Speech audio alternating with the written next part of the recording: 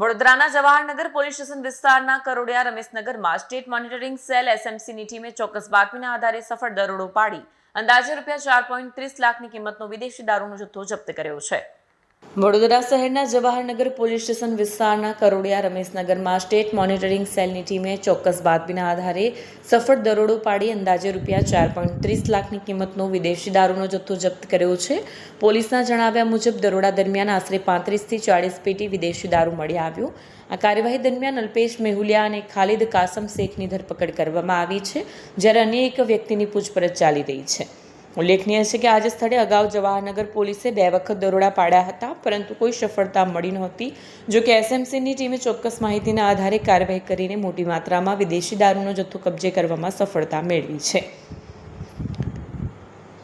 પોલીસે જવાહરનગર પોલીસ સ્ટેશનમાં ગુનો નોંધી દારૂનો જથ્થો ક્યાંથી લાવવામાં આવ્યો હતો તે પાછળના સમગ્ર નેટવર્ક અંગે વધુ તપાસ શરૂ કરી છે. વિડીયો જર્નાલિસ્ટ મહેન્દ્ર સોલંકી સાથે સત્ય ટીવી ન્યૂઝ, વડોદરા.